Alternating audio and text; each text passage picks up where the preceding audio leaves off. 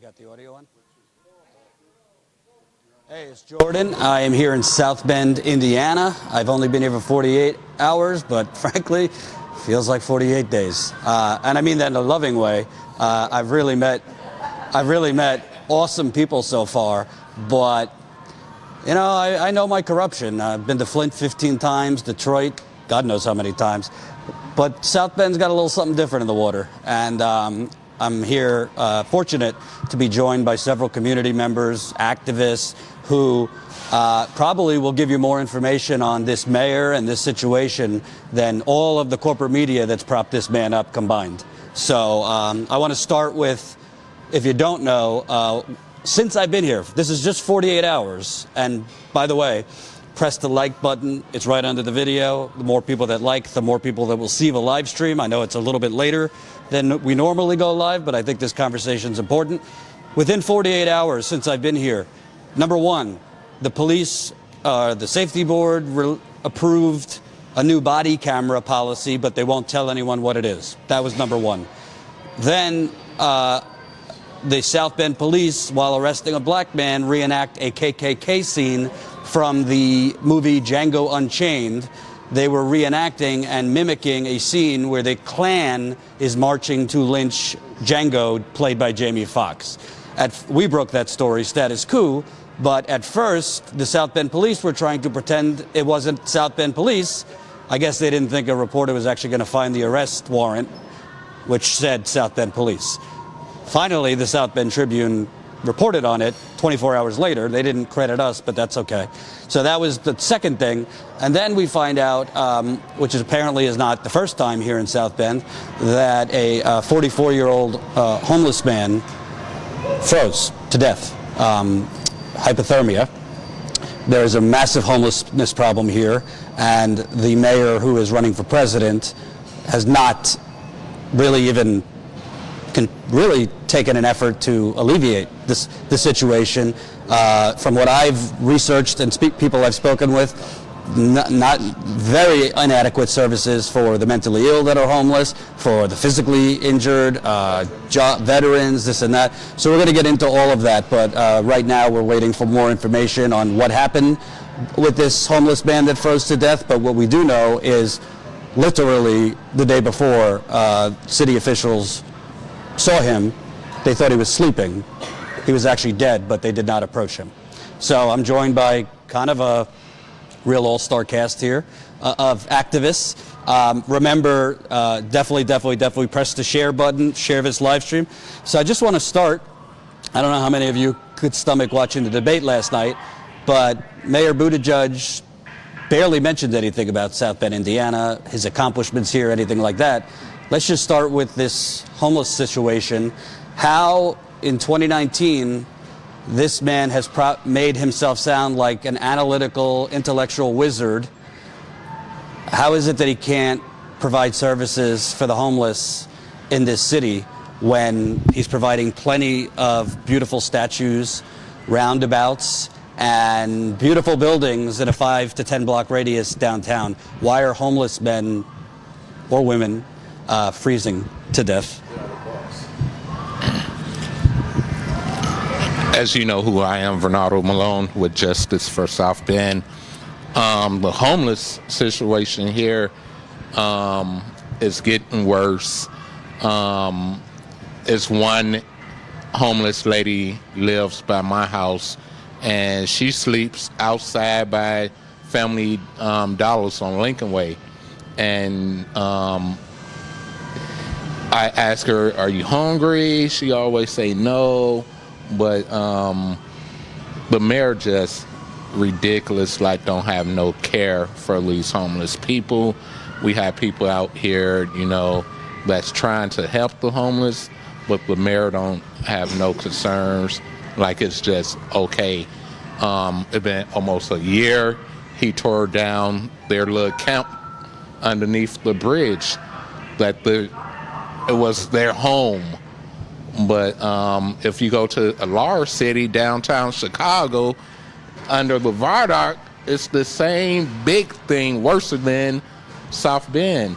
So the mayor wanted to remove the homeless people to make downtown look good, how about their lives? And does anyone know about the specific homeless man that died of hypothermia? Because I've read different things, but from what I understand, he was spotted. He was spotted the day before, 2 days before, by city officials, and nobody did anything. Yeah, from what I was told, he was out there for at least 2 days straight before they realized that he was actually deceased at that point. And I think that's a lot of the problem that I have, is that the downtown workers will just either push them out. I mean, because he was on the side of the river and I guess essentially out of sight, out of mind, it was okay for him to be there. Had he been on the sidewalk, he would have been pushed away and removed, but there's still no help. I mean, they don't check on him to even see if he's okay. I mean, I guess that's the biggest issue, is that you've got a man literally laying there frozen to death for 2 days straight, right on East Race, right in the middle of downtown South Bend, and there's just nothing. So, and from what I've seen, there hasn't been much of a reaction from him either, even stating that, you know, there's no compassion, there's no, hey, I care, hey, this, you know, we've got to do better, we've got to change. And that's why I wanted to call everybody together too, because I feel like we as a community need to come together and we need to put more pressure on, you know, on downtown, but also on ourselves, you know, because we all need to make sure, you know, when we see somebody laying there, you know, it can't get to this point. This isn't the first death, and I'm sure it's not going to be the last unless we do something. Can you tell me more? Just explain that this is not the first time this has happened. Yeah, well, we've had other deaths out here with homeless and stuff. There's been multiple problems with deaths. The city did put in like a Heritage Foundation put in Oliver Apartments. There was a girl that I knew personally very well. Her name was Rose Vines. She used to live in the woods close to my house, and we all knew her very well. And she was doing fairly, self-sufficient on her own. But the problem is that when she got into Oliver Apartments, it was so poorly ran. There was no, there wasn't much behind it. No security, no nothing. So the drugs was even worse. The access to stuff was even worse inside of Oliver, that she ended up overdosing inside of Oliver Apartments when she was okay, essentially on the street. So there's just a lack of understanding. There's a lack. He'll pay for studies to find out how to get rid of them, but not necessarily how, to help them. We had money for the Gateway Center. That was funded, Jesse, 3 years? Going on 3 years ago, something like that. And there's just been nothing. The money just sat there. They've scrapped that. Yeah, they've since scrapped that whole idea. We had trailers that were donated, from Ivy Tech to house the homeless, and right now Mayor Pete just put in an order to basically have them carted away and demolished.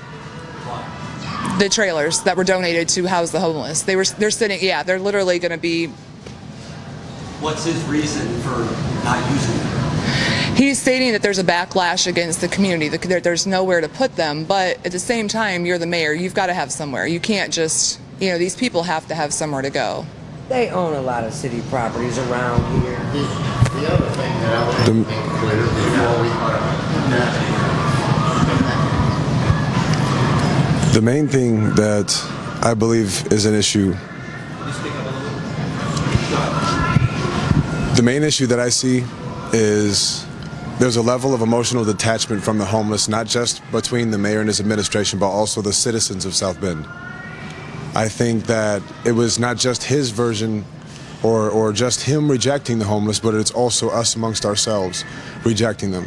And so if we can put aside the differences besides everything else that's going on and stop telling other people they deserve a second chance but not them, I think we can get a lot further as a community. And I believe that it takes everybody, because not everybody's going to be passionate about this, but they need to remember that they are human beings before they're anything else. Just because you have a place to go lay your head does not make you better or worse than them. And so everybody is somebody's prayer answered. The reason I say that is because everybody on the planet's been in a situation throughout their life where they've needed somebody else to help them get out of it. And so you're no better than the homeless. You just gain better connections along the way. You might have made better choices, but you don't know what led them down the path they're going down.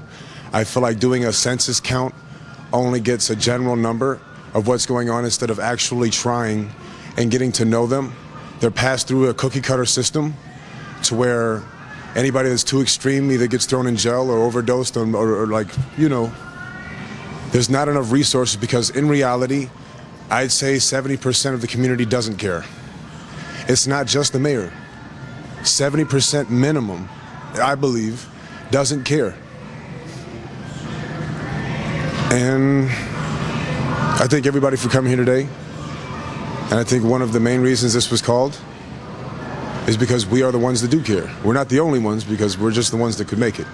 But, yeah. I'm Wayne Hubbard.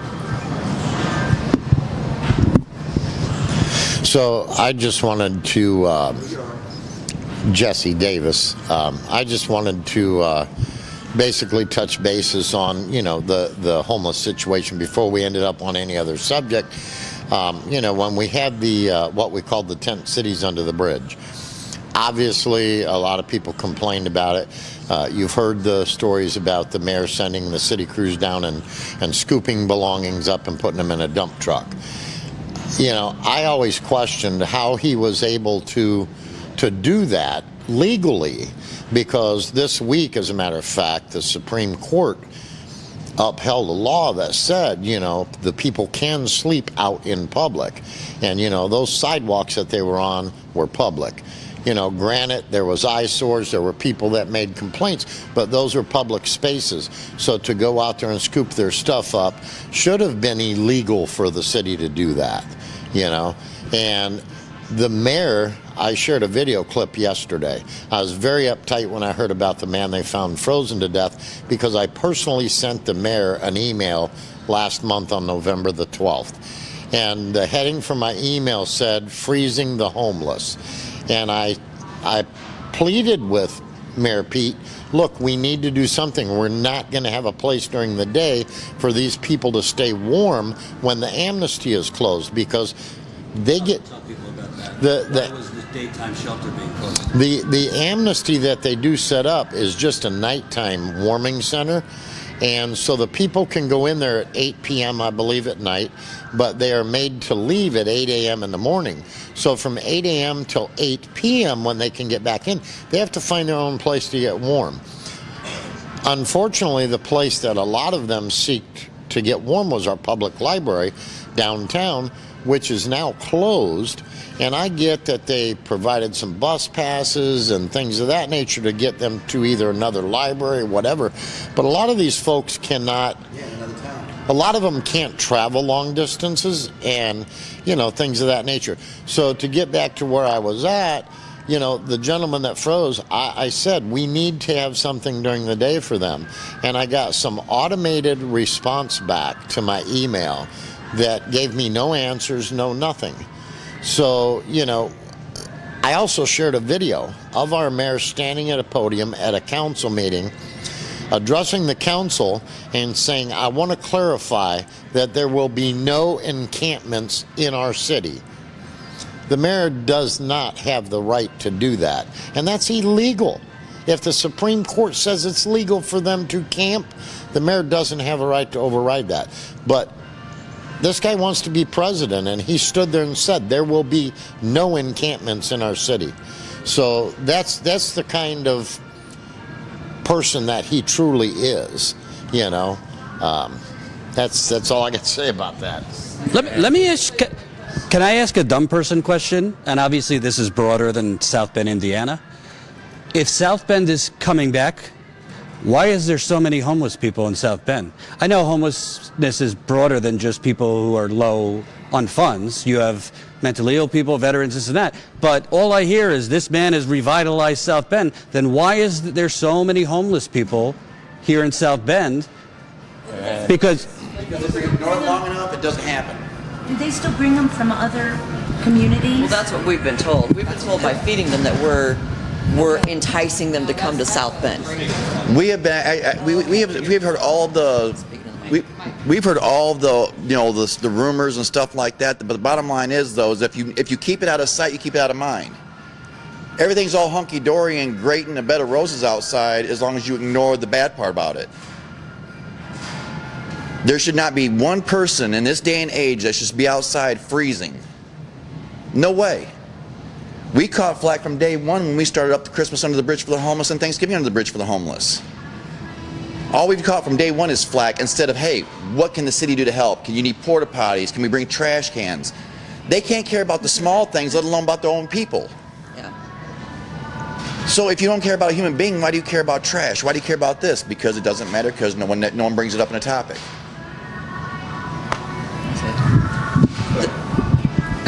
The answer that I've gotten when I have asked why weren't the funds used this way and why isn't this happening, why haven't they put them here, why haven't they put them there, not in my backyard. That's what I get, NIMBY. Because all these people, I'll give it to Claire, all these people don't want it in their backyard. So it's not just the mayor. You know, he tries a little bit, but I don't think he has the backbone, let's say it that way, to push through these people and say, look, this is my city and this is where I want it. I've seen it done in other cities. The only other thing I want to add is this man who's the mayor of this town is supposed to be a veteran. We have many veterans out here on the streets. Yeah. You know, something's got to be done. I think a lot of the problem too is the things that he's focused on. He had a program that he put in that was like 1,000 houses in 1,000 days, where instead of revitalizing the houses or trying to do funding to give shelter or homes to the homeless, he would rather tear them down to get them out of sight. Now we're dealing with vacant lots, overgrown grass. That's a huge problem. City upkeep, it's costing the city more money to try to upkeep these vacant, essentially lots, when there's so much more we could have done. I mean, he's focused. It's not that we don't have the resources. South Bend does have a lot of resources. We've got a lot of people that actually can. I mean, look at us. We're just a group of people that are coming together, but we're willing to work. We're doing it out of our own free time, our own pockets, our own money. If we're willing to do that, there's more things that could be done in the city. But he's focusing on things where it's to get rid of them, to basically make the city look beautiful from the outside looking in, but he's essentially completely ignoring the infrastructure, ignoring the homelessness, and ignoring the problems that, they're not going away. He's just removing them and pushing them, from side to side. Like I did a story for the New York Times over the summer, and I made the mistake of basically releasing where we had the encampment at, and as we speak right now, they're leveling the entire area because he went after code violations, you name it. They're all pushed out of that area and it's being demolished as we speak. Anywhere, and that was the problem that we had. We had them behind the Tut Street property. They couldn't be there. The city came and was doing vacate orders where we had to move them out. I moved a couple of the ladies we have a local pastor here that was gracious enough, to house some of them on his front lawn of his property. Next thing we knew, and he only had 3 or 4 tents on the property. We had fire department showing up, issuing, $500 a day fine for them being there on a tent on a church property.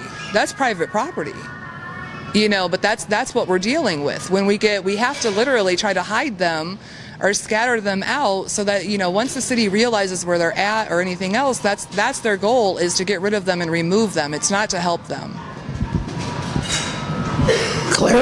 Claire Ross. So I was going to answer the question of who are the homeless and where they come from. South Bend has the highest eviction rate of any city in the state of Indiana. They have a caseload every Monday of 60 cases. That's 240 a month. That's 2,088 a year. So you're taking all those people that is instantly homeless when they're evicted. We're talking about individuals and families. So they're also not counting people who are couch surfers. They're not also counting people who are situational homeless. And they're not counting the people who Mishawaka is not servicing their own homeless people. So there are people who are coming here from other cities, other states, who are literally giving them bus tickets and sending them to South Bend, Indiana, because of the services that we are known to offer to the homeless. So if people wonder where the numbers are coming from, that's where they're coming from. Just do the math, and it explains everything. And I want to ask, because all I hear from this man on the debate stage and interviews is we need to bring the country together, end the divide. But bring who together? It seems that he's focusing on a certain class of society and it sounds like he's starting on I mean, I don't want to be disrespectful, but I went to his debate watch party last night, and before I went in, I was thinking probably white people over 45. Not that there's anything wrong with white people over 45, but it was a very clearly people who are doing just fine in that building, and you know, those people might not have malice in their hearts, but it seems to be a very big kind of simpatico with his mentality, which is out of sight, out of mind, or not in my backyard. How does somebody like that rise to the level of being considered to bring together a country when he's leaving half of his city to rot? It'll never happen. The reason why we came together. Well, what I would explain that is, to be quite honest, the homeless are not producing income. So who he's appealing to is the ones who are producing income. We're talking about a diminishing population, which is the middle class. So those he's appealing to those because those are the ones who are voting. Let's be honest, and those are the ones who are funding his campaign. Those in of higher tax brackets. So it's one thing to be humanitarian, but what's bringing in the money? Let's be honest. So I see that's probably what he's doing from his point of view. It's like, okay, so, and also from the times that I've dealt with him, he's one of those, present me with a solution, don't present me with just a problem. So I think that's part of what we're doing now, is we're presenting solutions. Now, Shouldn't he have the solution? He's the mayor. yes, but when you put several brains together, and then you got to also realize not only brains, but you got a room full of experiences, personal and people who know about the homeless. So if you ask the right questions, you get the right answers. Now, I would say the problem that I presented with him is he's not asking the right people the right questions to get the right answers. You gotta care about it first, though, dear. Yeah. I mean, how many events have you had, even us, that he's actually shown up to? None. We're going into our 4th year now. Not one event has he showed up at. Anything for you? You? Anybody? Or even reached out. I mean, a lot of us know the homeless. Claire and I work with the homeless. Like, we're just, you know, we're some of the most hands-on. We spend a very, very large portion of our time. I mean, we know them by face, we know where they're at, we know them by name, we know what the problems are, we can help them. They've never sat down and I've offered, I have offered to sit down and help him. I mean, I at first was not trying to jump on the bandwagon and be against Pete. I feel like I would rather work with somebody even if I don't care for him. I would still try to rather work towards, a positive solution, but he's never even extended the offer. I've never met the man face to face at all. And we've been advocating out here, I don't know how many years together at this point. You were invited to his wine cave? Oh, absolutely not. No. Or even like the meetings where they did on the homelessness. We were the main ones out there under the bridge working with them. Neither one of us were invited to sit down at the table with everybody else. Why not invite the people that are actually working with them and dealing with them hands-on? The one thing I find funny is that it was brought up about him tearing down the encampment under the bridge. Now, I've watched that news broadcast a dozen times more, and nobody's ever brought up the issue about the workers that were going through their stuff and their paperwork, their medications, or whatever else. And there's one individual on recording. They broadcast this on the news, with a bag of medications and paperwork, and took it to a city truck, put it in the truck, and walked away. Really? Well, they did that. Also, and the city knows the services and stuff. The problem is, and it didn't just happen once where they did that. It happened 2 years in a row, at least. Where they wiped out and demolished their stuff, but they also did it at a time when they go down to eat breakfast at a local service thing. They literally planned that for when they were all down eating at breakfast. That's why the majority of them lost half of their stuff. They weren't even there to be able to rescue it or to retrieve it. No, that should have been the police department there taking that. Right, but they purposely took a shot when those people were not even there. City workers have no right to confiscate anybody's medications, no paperwork, no nothing. Yeah, they did it at a time they knew they would not be there. But they have no right to that. They committed a crime right there, and nobody's ever said a thing about it. I think that we also don't need to overlook the city council.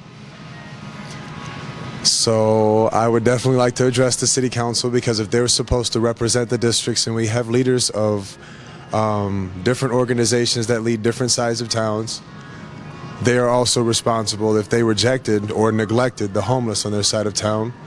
And so I feel like they're all guilty.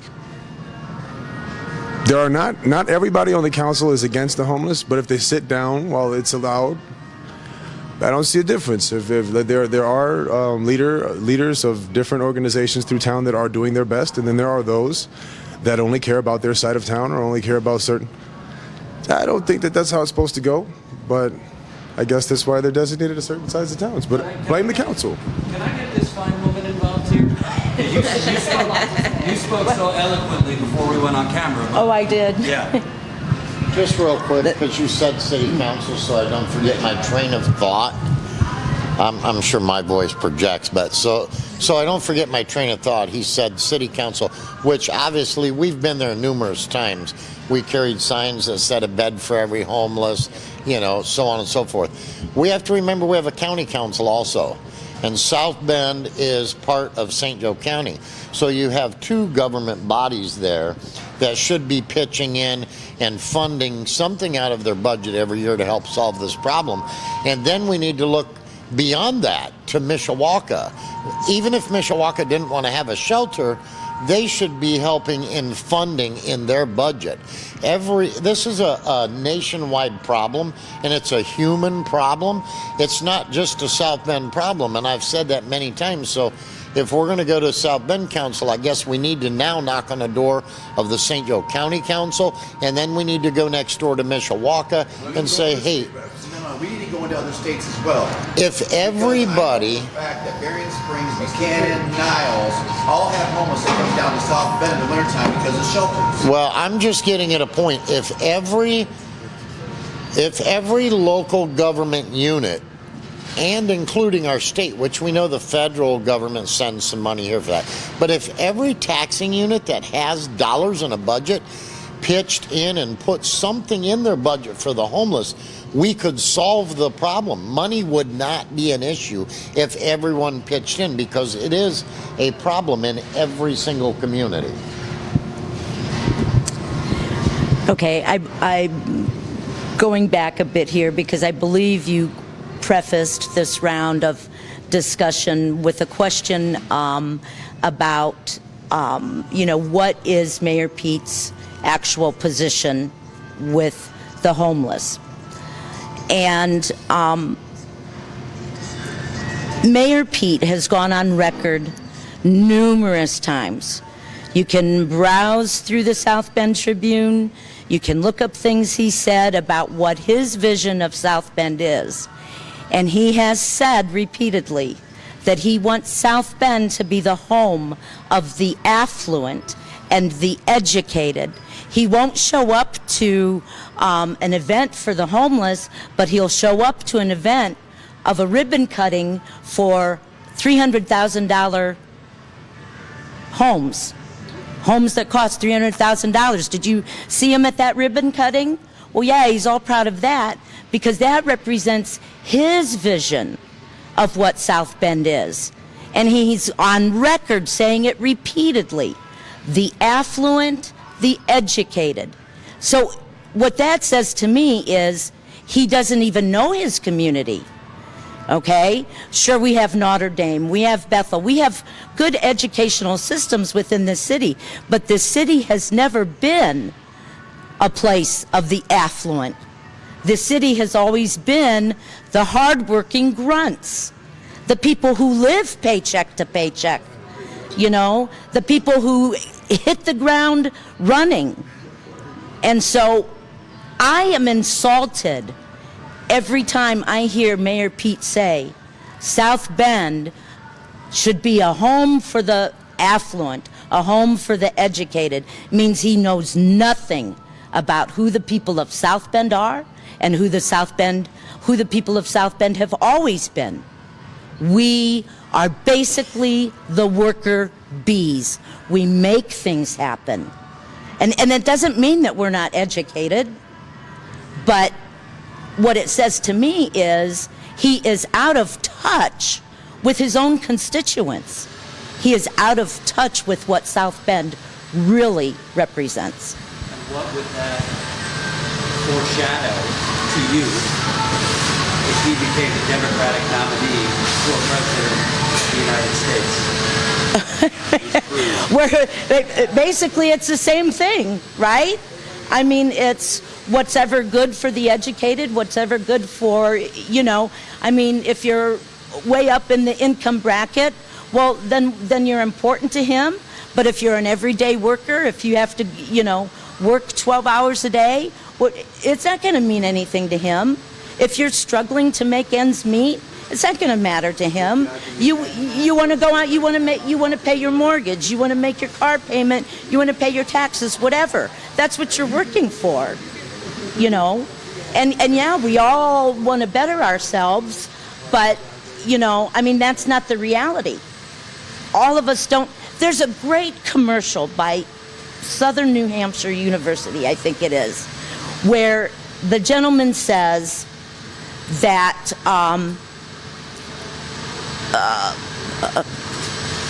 opportunity is not distributed equally, and you know, but like potential is, like we all have potential, but the opportunity to reach that potential is not distributed equally. And you know, I think that that's a great way of putting, of saying where we are, not just in the country, but in the city as well.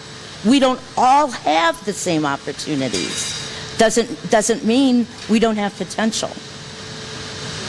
So, I mean, if he were to, God forbid, I don't want him to be president, but you know, I mean, I think he would just forget about all of us, you know. And like Clara so eloquently said, the middle class is shrinking, shrinking, shrinking. You know, so who's his base going to be? You know, who's he going to pander to? So he wanted South Bend to be the town of the affluent. What's he want to be? The United States of the affluent and give it to everybody? Yeah. Just, and maybe this isn't really, you know, a question, but I'm just kind of curious out of the people that are actually sitting here. Obviously, we all know who Mayor Pete is. We've all had our own experiences. So would you guys raise your hands if you honestly feel the same way I do? I made a comment yesterday that, to me, Mayor Pete is one of the most unapproachable elected officials that I've ever seen locally here for the average person. If I had fireworks, you'd light them off. And as I said, I'm talking my own experience, and I'm hoping everybody else is raising their hand because of their own experiences. But I made that comment because of the fact I have tried to sit down and speak to him. The only time I have been able to sit and talk face to face with him is at a mayor's night out for 2 minutes or 3 minutes. And then I got a, hey, thank you for coming here, you know, thank you for bringing this up and we'll look into it, and that was the end of it. It's actually, it's ironic because somebody just sent me a photo where you see Mayor Pete's house, which looks like a nice white house, big house, and there's a river and a homeless man right by the river staring at the mayor's house. So it's kind of symbolic of, yeah. I remember Yeah, I actually remember when that photo was taken. I remember I remember that situation, and we were all upset about that, because even the fountain, the Studebaker fountain, most people don't realize he put that in so he can see that from his front porch. You know, they moved it into a flood-lying area to beautify, you know, basically the area where he lives, but you still have homeless sitting right there on benches. You know, and if you go down in the summertime, down East Race, I mean, we had a gentleman named Don that just passed away, that was a year and a half ago now, Jesse, I think, something like that, in the summertime. You know, he passed away right there on the river. We had some teenage kids that were taunting him, and basically he had fell asleep, because that's where he lived, was under the bridge, and they took his tennis shoes and they threw his tennis shoes in the river. Well, of course, he jumped in the river to go and retrieve his tennis shoes. That's the only thing he had. He drowned to death. You know, there was nothing on the news. There was no mention of that. It basically would have got swept under the rug had we not known who the man was. But even then, they went and picked up the body, left his stuff laying out there on the side of the, you know, he never mattered. He never mattered to any of them. You know, I also think there's something to be said for, I watched most of the debate last night, and he speaks about a multicultural, multi-generational coalition that he's going to form. He speaks about, I think his consultants have told him, say the word Washington as much as you can in a derogatory tone, as if he's some new generation of leadership that's different than the corrupt Washington. But all I hear about since I've been here is city kickbacks, police corruption, no transparency. His event last night was like a neoliberal military in terms of the press. They were like watching me go to the bathroom. It was so bad. So it seems like, to me, Pete is more interested in marketing himself than actual policy in South Bend. Does anyone have any thoughts on that? I haven't heard from you down there. No interest? Okay. I think, like anybody who's running for any political position, his interest is always his interest and what is important to him. So I think he's just following suit to who his followers are, who his financial backers are. So I think he's just following the course. The fact that who he is initially, when he first became mayor of South Bend, I would think, in my opinion, he had people in his ear who were not in the best interest of the community of South Bend totally and completely. I think he was naive. I think he was not aware of the intentions or the agendas of people who was in his ear. I think it cost him greatly that it's just now surfacing. I think, to be quite honest, to watch him now, I think he's just floundering. He's out of his element. He's out of touch. He's out of knowledge of what's going on. I think he's trying to do catch up. Well, he's also not been here for 3 years. He was running for DNC chair. Then he was going around the country trying to establish a network to run for president. So it seems like he's been trying to get out of here for the last 3 years. Well, you also forgot there was a time where he had to serve his time in the military, so in which he was gone for that time period also.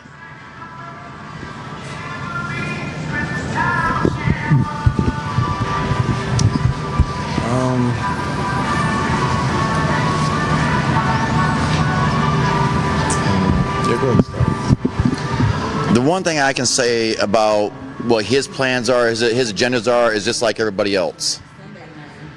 It's all about what the norm is and what everybody wants. You know, go along with this group, go along with this group. This is what he should be following right here. There is no racial divide. There is no I'm in charge, you're not in charge going on. We're trying to find solutions for a common problem. We ran this lovely lady. We met her. Same thing.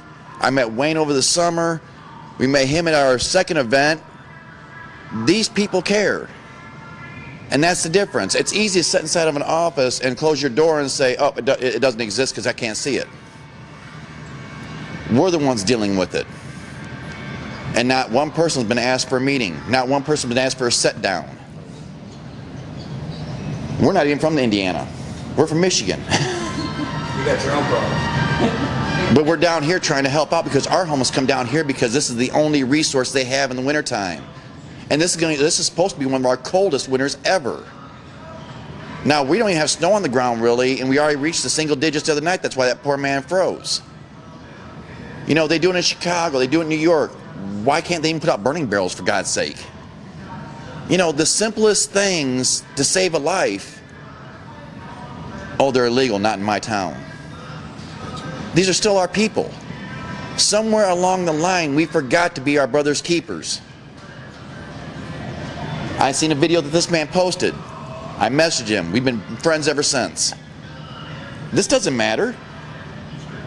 This what matters. We're both on the same level of thinking. Same here, same here, same here. There is too much divide in this country. We got kids dying over rags, for God's sake. Over something you blow your nose with. This means something to me.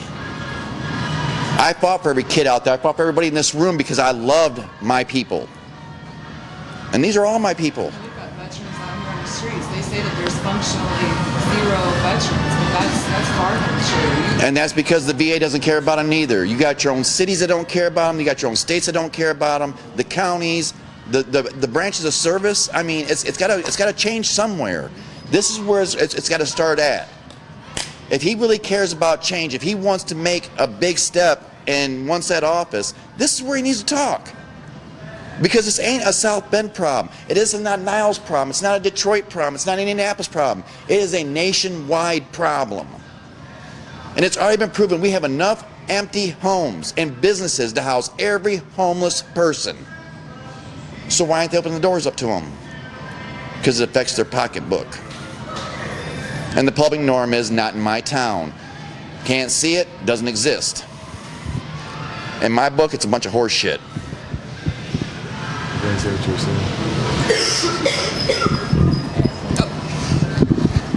One last question, whoever wants to ask it, but I think that Mayor Pete is kind of a symbol of the country in terms of there's a bit of an economic Hunger Games going on, where in the Mayor Pete's of the world's mind, everybody will do better if we could bring business back to the communities. If we could make beautiful 5 to 10 blocks, it's almost like trickle-down economics. Somehow, if we make it better and more pretty and more inviting, it'll somehow get to the west side too.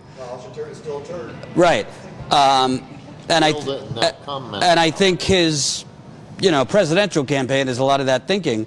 But in the real world, it seems here that people are just, not just the homeless, but even people with their homes are really just fighting to survive. We are all one paycheck away from being homeless. What should people watching that are not from here, who probably have some similar things going on in their community, what can they do? Because it's much bigger than Pete Buttigieg. His 15 minutes of fame, I don't think he's going to become president. He'll go be a lobbyist somewhere. But what can people do in their communities to fight what you guys are fighting? Hold on. I don't want to mislead anybody. I've met with Mayor Pete several times, and so before the close, I just wanted to say that I have met with him several times to no avail at all. And that's it. I just want to put that in there. What I can say about the normal people that are going to watch this, that have never had interaction with the homeless, give them 5 minutes. There's a movie out, Scrooged. I believe it's Bill Murray that stars in it. Watch it, especially the ending. Watch the ending, because it's so damn true. Go out and take a sandwich with someone and go, here. It's not going to hurt you. You got no blanket laying around. Here. You got no sweatshirt or coat. Here.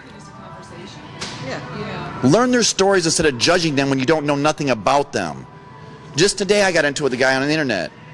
Oh, they're all drug addicts. They're all alcoholics. No, they're not. I was the same idiot that saw it the same way as most of these people do. I used to drive by and yell out the window, hey, get a job, moron. Stop being a bum.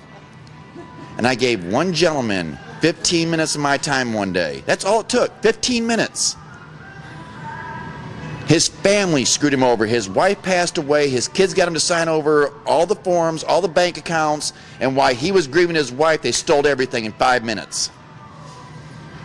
We are all one paycheck away from being homeless, and that's what everybody is too ignorant nowadays to wake up and realize. We can all be on the streets tomorrow.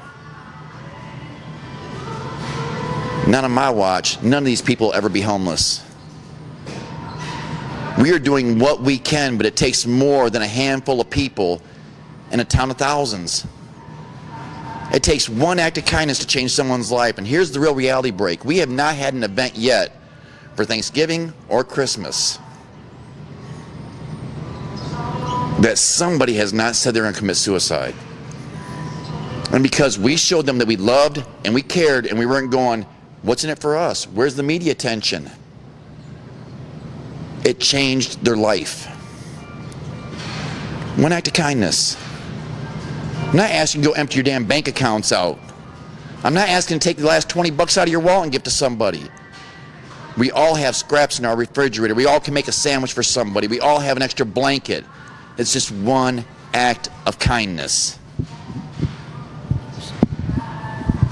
Well, a lot of it take the time to get to know them, because so many people do see the drugs and alcohol, and there is a lot of drugs and alcohol addiction problems, but underlying that, I mean, I'm getting my master's right now in mental health counseling, because that's a lot of the problem is mental health. We've got a 6-month waiting list for people just to get outpatient medications and prescriptions. You know, there are virtually no inpatient therapy at this point. We had a woman that had slit her wrist, you know, when we were moving her out of the tent city, and we took her up to Epworth trying to get her admitted. There was no room. They literally pushed her right back out the door with blood running down her wrist, because there's absolutely no room here locally to even help her.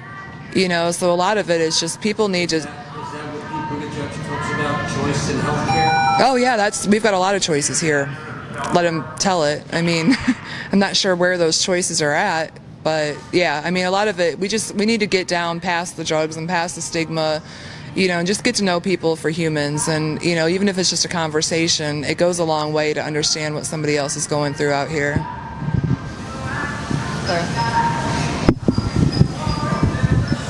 Well, unlike Mr. Hubbard, I will not stay neutral. I will say this. As far as our mayor goes, he has heard my voice. He has been in my face. I have been in his face. And I have asked him some key questions. And he has chosen to support me as far as one of the things I primarily do is work with homeless women, and which I've gone to his office several times. And I have to admit, I did this. I squatted. I'm not going anywhere till you talk to me. I suggest you do. I don't want to talk to your office workers. I need to talk to you. So he finally came out. We had one. I squatted at his office. And so I was like, this is what needs to happen. Our women, our homeless women are in a place that needs to happen, and they need housing. And I said, okay, so it's like one of the cases where we all have said, we have these houses. Why don't we revamp them?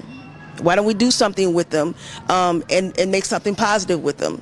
And one of the things he said to me, he said, okay, you find some houses and I will support you. In which he's told me that I will give you $10,000 once you get these houses up to help revamp these houses. Now, some of these houses are so bad, $10,000 ain't gonna do nothing. Because when you consider putting a roof on a house and that's $5,000, true, $10,000 isn't much, but I will not speak against them, so I'm not going to put any heat on Pete. I'm just letting you know now, because he's, from what I can see, he's like, don't present me with the problem, present me with a solution. And that's how I speak to him. This is what I think the solution is. This is what we need to do. Notice I didn't say I. This is what we need to do, and that's what we're willing to do as a community. Now, has this materialized? No, but that more or less falls on me, not on him. So I will not speak against him. I will not speak heat on him. I think if we continue to put pressure on him, and I will say this, is it about him looking good? Most likely. Do I care? No, I don't. What I care about is the homeless, and I don't care who helps. I don't care how you help. I just want you to help. So if this makes him look good, it makes him look good. And whether or not he really cares is irrelevant to me. I want to correct something that was stated. I am not neutral with the mayor at all. I do not support Mayor Pete at all. I just had to clear that up. That's not happening. I met with him several times. I presented several solutions. He took none of them up, but tried to mimic it and failed horribly. So no, that's not factual. I don't feel that way at all.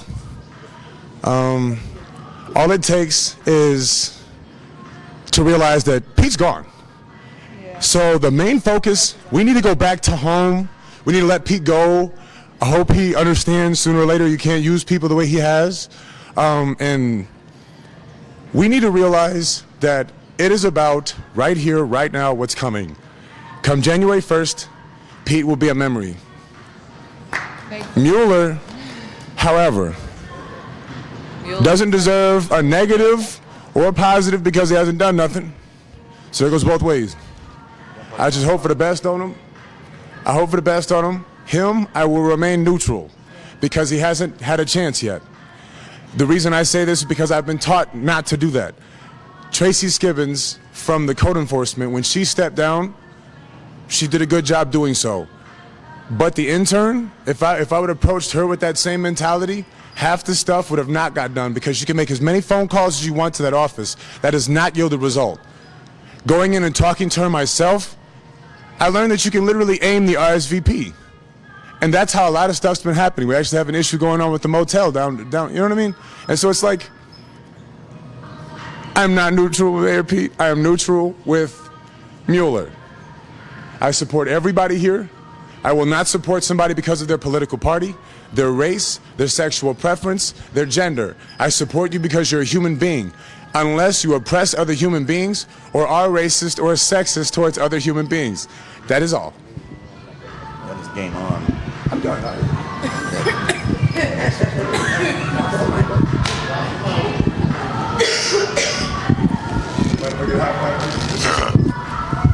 It's about positive vibes, man. Positive vibes.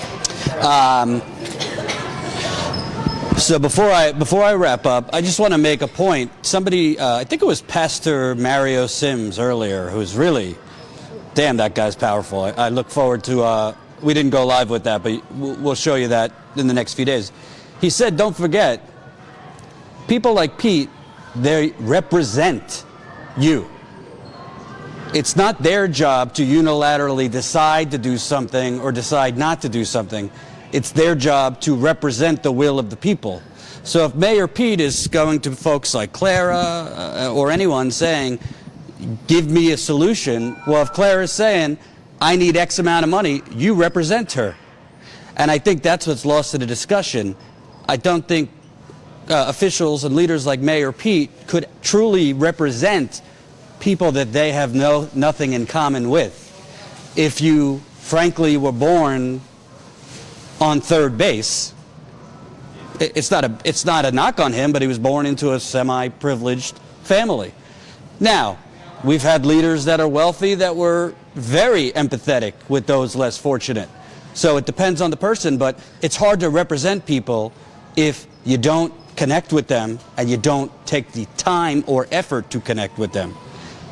Actions speak louder than words. He could talk in all the grandiose language he wants about uniting the country and bridging the divide and a new generation. Follow the money and follow the actions. I've been here for 48 hours and it stinks. It took me 15 minutes to smell this corruption. And what I will say is, we haven't talked about it, but do not forget the role the media plays in this. As far as I can tell, the local media here essentially serves as an organ for Mayor Pete and city. They just recite press releases that the city gives them. The national media has done so many GQ profiles on this guy. Great, he's gay and he's running. Perfect. I'm all for that. But I don't care if he's glow in the dark. What does he stand for? You got celebrities like Kevin Costner, it came out today, is going to endorse him. If Kevin Costner came to South Bend, Indiana, I think he might feel a little bit differently.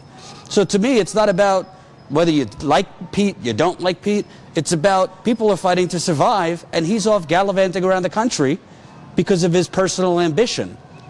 And that is dangerous if that's the way he is for a community of, as that woman who was here said, a community that is traditionally the gritty, survivor, shower after work kind of person. Phew, God forbid what's going to happen if this is on a grander scale for the country. This was a great city. Why is it that the Notre Dame graduates, the St. Mary's graduates, the rest of them, when they do graduate, the first thing they do is they haul ass out of here? He said if it was a great city, why do all the college graduates like Notre Dame and other places get the heck out after? Now it's time for me to personally grovel. We've been here for a few days. It ain't cheap. We're staying tomorrow night. We were going to leave tomorrow, but we're staying tomorrow night because there's a community event at a local church here to address. We really focused on homelessness tonight. I'm sure that will be a topic tomorrow night, but there's also going to be the topics. I mean, the police department, you could go on for 7 hours about that. So there's a local community meeting tomorrow. We're going to live stream it at a local church. There's going to be community leaders. I believe you'll be there, some others. So we're going to live stream that. Also, it's a national holiday tomorrow. It is Jen, Status Coup co-founder's birthday tomorrow. So if Jen was on camera, she'd be trying to use her birthday as a fundraising opportunity, so I will on her behalf. Donate, donate, donate. It ain't cheap to come out here in the field. That's why most outlets don't do it. statuscoup.com/Jordan in South Bend. We're not using the money for fancy dinners. We're using the money to be here. So statuscoup.com/Jordan in South Bend. Even $5-10 makes a big difference. And also make sure you're sharing these live streams, going back to watching the videos. And if you're not signed up yet, definitely join our text alert system, because YouTube, if we're lucky, will notify you the next calendar year when we've gone live. They don't like to notify you that we're live, but if you join our text alert system, you'll get a text. We will not text you at night while you're sleeping. We will not text you to ask you to go to the mall with us. We will only text you, hey, we're live. So all you gotta do, text 474747 and then type in COUP. I know everyone else here is gonna do it. 474747, type COUP. You will not be charged as far as I know. And I will see you tomorrow. We're going to be here tomorrow night, so don't make plans tomorrow night. We'll be live streaming there. And we really appreciate you guys watching, sharing, and if you can, funding us. We'll see you tomorrow.